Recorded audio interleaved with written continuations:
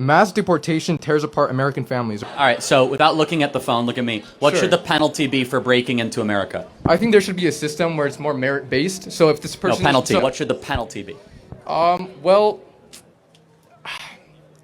in my opinion, these kinds of like laws are usually they're what do you call it? They're sorry. Usually the like the sorry. Wait, sorry. Can I check my phone real quick? I apologize.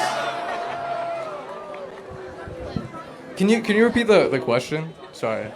What should the penalty be Okay. for someone that breaks or comes into America illegally? What should the penalty be? I think there should be a merit system where the people. Okay, the Not penalty. answer. All right, let's. That's the penalty. not the answer. It's a very simple moral Okay. and legal question. So I just want to ask, Yeah.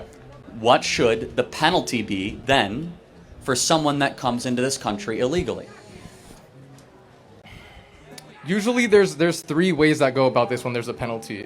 There's either like a fine, or there's some kind of like public service that this person does, or you send them back. But Send them back. I agree. That's what we should do. Okay, so. I don't like your t-shirt.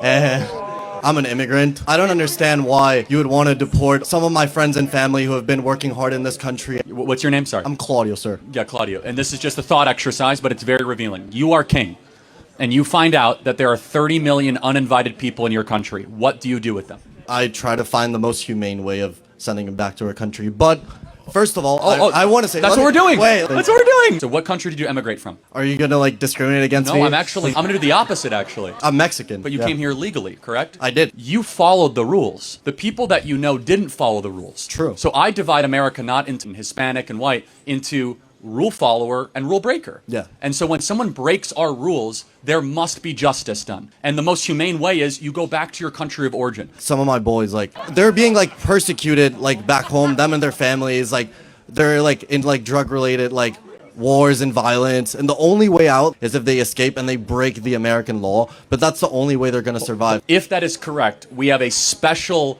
asylum status that they could seek legally at a port of entry, that they could go through a whole process. But if they're being persecuted, wouldn't it be justified to cut the line? No. If we all of a sudden say that if you have a lot of gang violence and issues, I mean, like, we have a lot of gang violence and issues. Like, what are we talking about here? True. You have to draw the line. If your plane is going down, what do they tell you to do first? You put your mask on first. It's the same way as a country. We need to put our own oxygen mask on first, and then we can worry about helping other people. My girlfriend and I have differing political beliefs. We voted differently.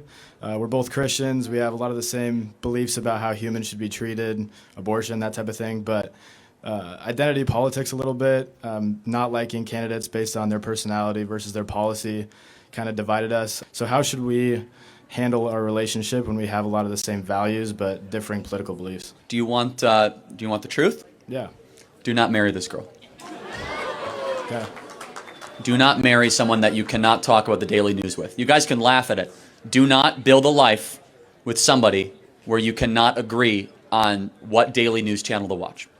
I'm going to be honest. As someone who is married, when you have to instill values in a child, you cannot have the first elemental issue at 7 a.m. when you turn on the radio or a podcast to be disagreement. You got enough of that already in a home. Yeah. You need to have harmony. Build a life with someone where you have agreement on the macro issues. You can have disagreement on the micro issues. You need to agree on religion. You need to agree on eternity. You need to agree on political matters. You could disagree on what type of food you like. That's micro. Yeah. You could disagree on bedtime, right? You could disagree on the type of cars or where you vacation. That is micro. Macro, you must be in alignment. A house divided can't stand. And so that's the point, is that there must be harmony, because if all of a sudden, for example, your wife will be like, well, you know, Trump is XYZ, and you say, well, no, he's actually this. At some point, it's like they'll look and they'll say, well, there's disunity there. So I'm a big believer in macro agreement. I'm not trying to like rock your world here, Yeah. but do not try to change your girlfriend or your future fiance or wife politically. It does not work.